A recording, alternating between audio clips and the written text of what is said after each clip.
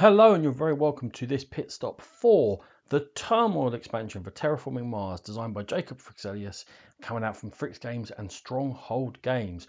What does Turmoil add to Terraforming Mars? Well, we now have a government we're going to have to kowtow to. We've got global events, we've got some new corporations, and we've got some new cards.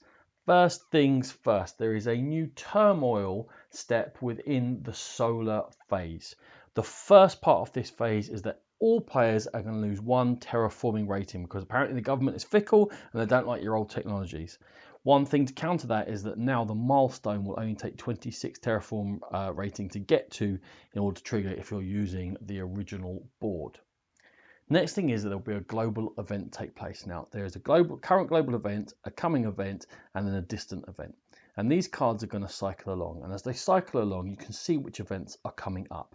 And things are going to be happening up here, but they can be affected by your influence down here. So I'm going to talk about how the government works, then we'll go back up and have a look at what sort of events can take place. So what happens with the government? At this stage now, we're going to check and see which is the dominant party. And the dominant party is the one that had most delegates at this stage on the last turn. In this case, it's the scientists. The current ruling party will come out and the chairman will be put back there. And the leader of this party will now become the chairman. We will enable their policies for everyone by putting that policy in place there. That has a one-off effect for each of the parties and also has an ongoing power moving forward.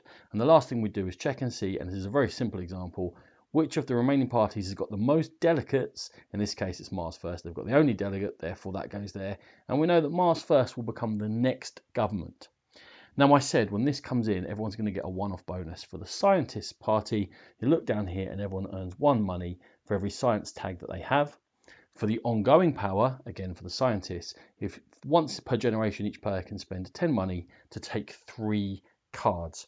We can look at what the other ones are quickly and see what they do for you. For example, when Mars First comes in, you get 1 money for each building tag. And for the rest of that round, that generation, whenever you place a tile on Mars, you receive 1 steel. Whenever the greens come in, you're going to get 1 money for each plant, microbe, or animal tag you have. And then for the rest of the generation, whenever you place a greenery tile, you earn 4 money. Whenever Unity comes into power, you're going to get 1 money for each Venus, Earth, or Jovian tag that you have. They're looking for Unity throughout the solar system. And each titanium for the rest of the generation is worth 1 more. These down here are the Kelvinists. When the Kelvinists come in, you earn 1 money for each heat production you have. And once during the step, you can pay 10 money in order to generate 1 energy and 1 heat production. And finally down here, these are the Reds. When they come in, the player with the lowest terraforming rating gains 1 terraforming rating. However, whenever you raise your terraform rating for the rest of this generation, you're going to have to lose 3 money. If you don't have the money to do it, you cannot raise your terraforming rating. Players are going to look ahead to look which of these they wish to put in to help them. Now, when these cards come across, they're going to put delegates into play from these neutral ones. For example, when this came into play, we'd get 1 neutral delegate into the Reds there.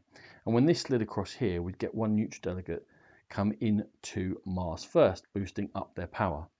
The players obviously can also put delegates into play, looking to sway what happens with the government.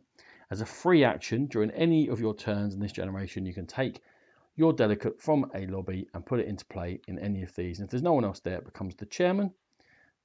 It becomes the leader. And the leader is always worth 1 influence. And if you have any number of delegates behind the leader, they're also worth influence. And being the chairman's worth an influence only if the party that they're in is the dominant party. So if Red came here, they would have 1 influence now because of the dominant party. This lobby where you get your 3 delegates from is going to refill at the end of every turn. If you wish to put more into play as an action on your turn, in fact not as an action, as a bonus action, you can spend 5 money at any time to take any of these from the reserve and put them in play as a delegate. I hope that makes sense. You're looking to make certain parties have the most delegates of any type and colour, and then they will become the next government. Right. Now that we've looked at that, and we've looked at influence, having any delegates in the dominant party, having the leader of the next dominant party, or being the actual chairman, because this won't always be a neutral person, it could be any of the players, they all give you 1 influence. When we look at events, that's where influence also comes into play. For example, You'll gain steel when this global event happens here. For each steel production you have up to a maximum of 5, and all of these always have a maximum of 5, but then you add your influence onto there. So for example, red here had 3 steel production, they get 3 steel plus 1 for their influence. Also, these events often cause the first player to do something. So the first player here gets to lay a tile, and then everyone gets to gain 1 plant and 1 steel only per influence this time. Over here, you're going to gain titanium for your Jovian tags and also for your influence. Over here, you're going to gain 2 money for every event you've played, plus your influence. But things aren't always positive. Over here, this Mohole Lake has released water. We're going to get snow cover. The temperature has dropped by 2, but everyone gets to draw 1 card per influence. You can see why you might want to be looking after these delegates. Over here, you're going to lose 3 money, 3 ME, for each of the space tags that you have in play, mitigated by your influence. So that might help it out. So you can see there's all sorts of different effects going on here. As these cards move across, you can see them coming, and also they will be adding power to certain parties looking to get them into power. Right, now we've looked at that, we can also look at some of the new cards. Now, many of these new cards require for there to be an actual government in play, or that you have at least 2 influence with that particular party, and in order to do that, you need the leader, and you need to have 1 other delegate at least in there.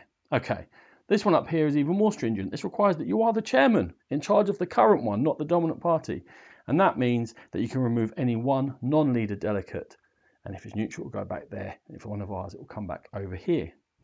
Cultural Metropolis wants the Unity Party to be in play. And if they are, you can reduce your energy in order to add to your money production and place a city tile. But interestingly, you can also place 2 delegates in any 1 party.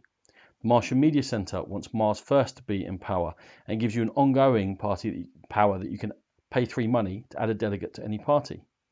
The Diaspora movement here is linked to the Reds, and you're going to gain money for every Jovian tag that you have, and also scores you a point. Parliament Hall is going to give you income per however much steel production you've got going on.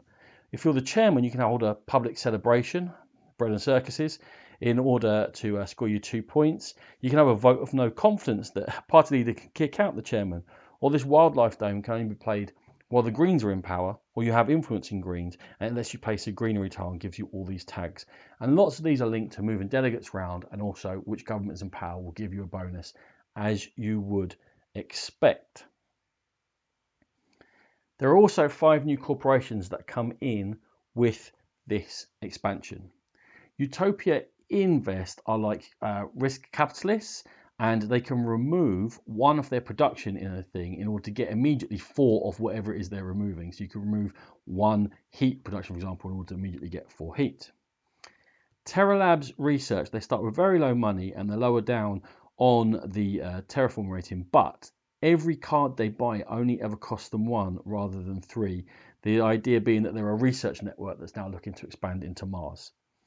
Septum Tribus are the, I guess, Illuminati of Mars. They're looking to have delegates in each of the different parties, and they have an action where they can earn money depending on how many parties that they have delegates in. They're looking to be the power behind the scene. Pristar over here are all about not terraforming Mars and looking to keep Mars pristine but livable, and every time you don't add to your terraform rating on a turn, you're going to be able to earn 6 money and get a resource on here that will score you 1 point at the end of the game. And Lakefront Resorts are a hotel chain who have invested in the lakefront areas where seasides will be. Every time a sea tile is laid, they get 1 extra income, and they get more money for laying next to water tiles when they put them down.